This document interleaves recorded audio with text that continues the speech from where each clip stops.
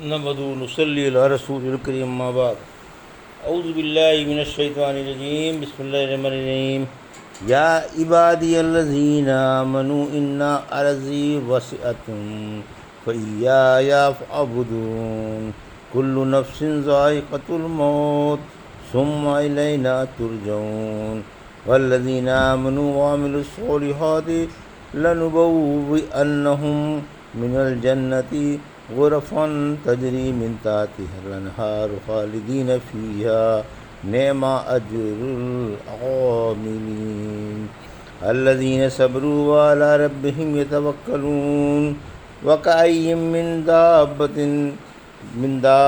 لا تحمل رزقها اللہ یرزقها وإیاکم وهو السمیع العلیم ولئن سألتهم من خلق السماوات والأرض وسخر الشمس والقمر ليقولن الله فأنى يؤفكون الله يبسط الرزق لمن يشاء من عباده ويقدر له إن الله بكل شيء عليم ولئن سألتهم من نزل من السماء ماء فأحيا به الأرض من بعد موتها ليقولن الله قل الحمد لله بل أكثرهم لا يعقلون۔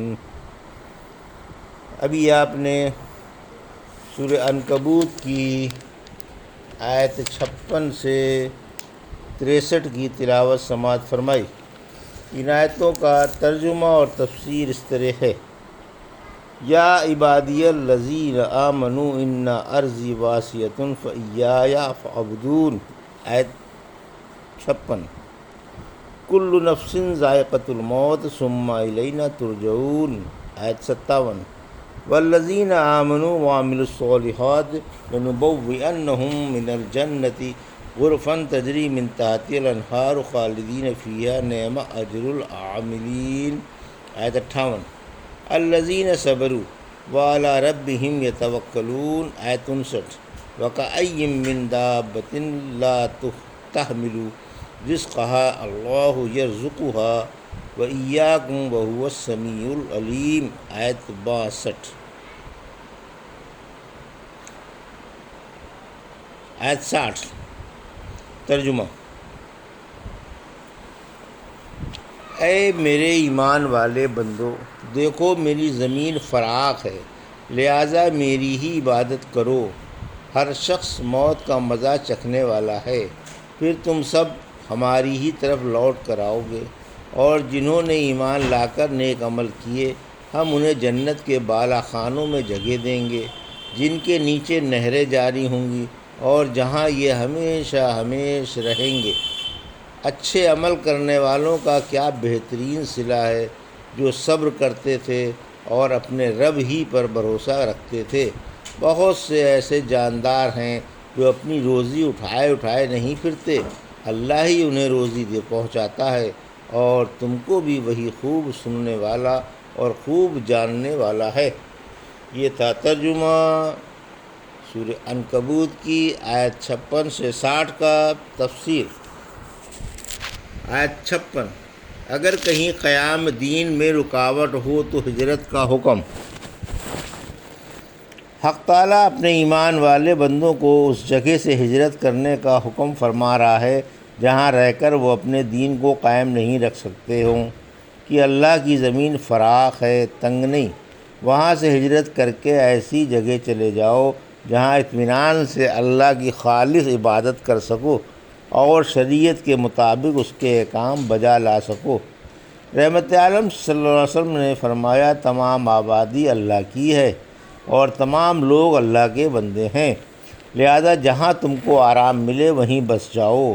جب مکے کے کمزور مسلمانوں کا مکے میں ٹھہرنا دوبر ہوا تو انہوں نے اسی حکم کے مطابق وہاں سے ہجرت اختیار کر لی اور حبش میں جا بسے، کیونکہ انہیں بہترین میزبان مل گئے۔ اس وقت اس ملک کے بادشاہ اصحمتہ نجاشی رحمۃ اللہ علیہ تھے۔ آپ نے انہیں پناہ دی اور ان کی مدد کی، یہاں یہ عزت کے ساتھ رہے ہیں، سہے، اس کے بعد پھر خود رحمت عالم صلی اللہ علیہ وسلم نے اور صحابہ کرام نے مکے سے یثرب کی طرف ہجرت کی، جس کا نام آپ کے قیام کی وجہ سے مدینۃ النبی صلی اللہ علیہ وسلم پڑ گیا، جو اب مدینہ کہلاتا ہے۔ آیت 57، موت چھوڑنے والی نہیں، یعنی تم جہاں بھی ہوگے موت تمہیں نہ چھوڑے گی، اس لیے اللہ کی اطاعت میں زندگی گزار دو، اور جہاں کہیں بھی رہو اسی کے احکام بجا لاؤ، یہی تمہارے لیے بہتر ہے، کیونکہ موت کے بغیر تو چارہ نہیں۔ پھر قیامت کے دن دوبارہ زندہ ہو کر اللہ کو منہ دکھانا ہے، سرخ روح ہو کر اس کے سامنے جاؤ تاکہ وہ تم کو گونا گوں سدا بہار نعمتوں سے نوازے اور پورا پورا صلہ دے۔ اسی لیے بعد والی آیت 58 میں فرمایا، نیکیوں کے عالیشان صلے، کہ ہم نیک لوگوں کو بہشت کے عالیشان محلوں میں بسائیں گے، جن کے نیچے نہریں موجیں مار رہی ہوں گی، صاف شفاف میٹھے پانی کی نہریں جاری ہوں گی، اسی طرح دودھ کی، شراب مطہر کی اور خالص شہد کی نہریں بہہ رہی ہوں گی، جن کو جنت والے اپنی مرضی کے مطابق جدھر چاہیں گے پھیر دیں گے۔ جنتی جنت میں ہمیشہ ہمیشہ رہیں گے، کبھی وہاں سے الگ ہونے کو ان کا دل نہ چاہے گا۔ یہ ایمان والوں کے نیک عملوں کا کس قدر اچھا انعام ہے۔ آیت 59، انہوں نے دنیا میں اسلام کی خاطر صبر و ضبط سے کام لیا، اپنے دین پر ثابت قدم رہے، اللہ کی طرف ہجرت کی، دشمنوں سے ترک مولات کیا، اور اللہ کی رضا کی خاطر بیوی بچوں سے اور عزیزوں سے جدا ہوئے، اس امید پر کہ انہیں حق تعالیٰ اپنے پاس والی نعمتیں عطا فرمائے گا، کیونکہ انہیں اس کے وعدوں کا پورا پورا یقین تھا۔ رحمت عالم صلی اللہ علیہ وسلم نے فرمایا کہ جنت میں ایسے بالا خانے ہیں جن کی دیواریں شیشے کی طرح صاف ہیں، اور جن کا سارا اندرونی حصہ باہر سے اور بیرونی حصہ اندر سے صاف دکھائی دیتا ہے۔ اللہ نے یہ محل ان کے لیے تیار فرما دیے ہیں جو دنیا میں محتاجوں کو کھانا کھلاتے ہیں اور لوگوں سے نرمی سے بات اور محبت سے پیار کی باتیں کرتے ہیں، نماز و روزے کے پابند ہیں، اور رات کی خاموش ساعتوں میں کھڑے ہوئے اللہ کی عبادت کرتے ہیں۔ پھر فرمایا کہ ہر کام میں اللہ پر بھروسہ رکھتے ہیں، یعنی دینی اور دنیوی ہر کام میں ان کی عادت توکل ہے۔ جب انسان اپنا وطن چھوڑتا ہے تو اسے عموماً روزی کا خیال آتا ہے کہ نئی جگہ جا کر ذریعہ معاش کیا ہوگا اور کس طرح گزر ہوگی۔ اس خلجان کو دور کرنے کے لیے بعد والی آیت لائی گئی۔ آیت 60، روزی ہر جگہ ملتی ہے۔ حق تعالیٰ نے صاف صاف فرما دیا کہ روزی کسی خاص جگہ سے مخصوص نہیں، بلکہ اللہ کی روزی اپنی مخلوق کے لیے عام ہے اور ہر جگہ ملتی ہے، بلکہ مہاجروں کی روزیاں ہجرت کی جگہوں میں فراخ ہو جاتی ہیں، کیونکہ وہ کچھ دنوں کے بعد ملک کے گوشوں اور شہروں کے حاکم بن جاتے ہیں۔ اسی وجہ سے فرمایا کہ بہت سے ایسے جاندار ہیں جو اپنی روزیاں اٹھائے نہیں پھرتے، یعنی روزیوں کو کل کے لیے جمع کرنے پر قادر ہی نہیں ہوتے، نہ ان کے پاس اس قدر جمع ہوتا ہے کہ اسے کل کے لیے بطور ذخیرہ کے رکھ چھوڑے۔ حق تعالیٰ انہیں اور تمہیں سبھی کو روزی پہنچاتا ہے، یعنی روزگار کے اسباب مہیا اور آسان فرما دیتا ہے۔ اللہ اپنی ہر مخلوق کو اس کے مناسب روزی پہنچاتا ہے، کسی کو بھی نہیں بھولتا۔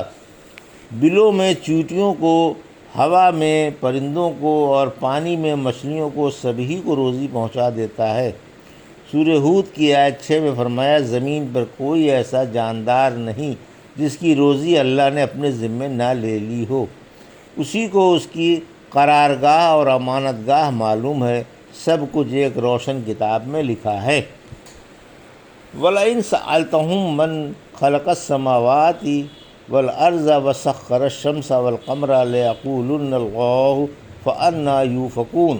آیت 61، اللہ یبسط الرزق لمن یشاء من عبادہ ویقدر لہ ان اللہ بکل شیء علیم۔ آیت 62، وَلَئِن سَأَلْتَهُم، من نزل من السماء ماء فأحیا به الارض من بعد موتها لیقولن اللہ قل الحمد للہ بل اکثرهم لا یعقلون۔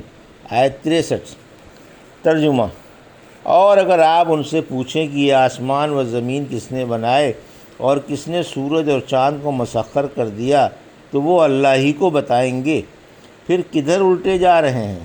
اللہ اپنے بندوں میں سے جس کا چاہے رزق فراخ کر دیتا ہے اور جس کا چاہے تنگ کر دیتا ہے، بے شک اللہ ہر چیز کو اچھی طرح سے جانتا ہے۔ اگر آپ ان سے پوچھیں کہ آسمان سے کس نے پانی اتار کر اس سے مردہ زمین زندہ کی، تو وہ اللہ ہی کو بتائیں گے۔ آپ بھی الحمدللہ پڑھیں، بلکہ اکثر لوگ سمجھتے نہیں۔ یہ تھا ترجمہ آیت 61 سے 63 کا۔ تفسیر آیت 61 اور 62۔ توحید کی دلیل۔ یہاں توحید کا ثبوت ہے کیونکہ مشرک بھی اس بات کا اقرار کرتے تھے کہ اللہ ہی نے مستقل طور پر آسمان و زمین اور سورج و چاند بلکہ دنیا کی ہر چیز بنائی، اور اسی نے دن رات انسان کی خدمت پر مقرر فرمائے۔ وہی خالق و روزی رساں ہے، وہی عمریں مقرر فرماتا ہے۔ اسی نے روزیوں اور عمروں میں فرق رکھا ہے کہ کسی کو مالدار اور کسی کو نادار بنایا۔ اسے خوب معلوم ہے کہ کس کے مناسب کیا ہے اور کس میں کتنی صلاحیت ہے۔ اسی نے اکیلے تنہا تمام کائنات پیدا کی اور وہی تنہا اس کا منتظم ہے۔ آیت 63۔ آسمان سے مے برسا کر زمین کو زندہ کرنا بھی اللہ ہی کا کام ہے۔ آپ اللہ کا شکر ادا کیجئے کہ مشرک بھی ان باتوں کا اقرار کرتے ہیں، پھر انہیں قائل کیجئے کہ غور کیوں نہیں کرتے۔ جو تنہا ان کاموں پر قادر ہے اسی کی عبادت کرنی چاہیے، عبادت بس اسی کا حق ہے۔ قرآن عزیز میں اکثر توحید ربوبیت سے توحید الوہیت ثابت کی گئی ہے۔ جس طرح وہ اپنے ملک میں اکیلا ہے اسی طرح عبادت میں اکیلا ہے۔ مکے کے مشرک بھی توحید ربوبیت کے قائل تھے، جیسا کہ احرام میں جب تلبیہ کہتے تو یوں کہتے: لبیک لا شریک لک الا شریک لک ہوا لک تملک ولا ملک۔ بارالعام حاضر ہیں، تیرا کوئی شریک نہیں بحرز ان شریکوں کے جن کا اور جن کی ملکیت کا تو ہی مالک ہے۔ یہ تھا سورہ عنکبوت کی آیت 56 سے 63 کا ترجمہ اور تفسیر جو بھی آپ نے سماعت فرمائی۔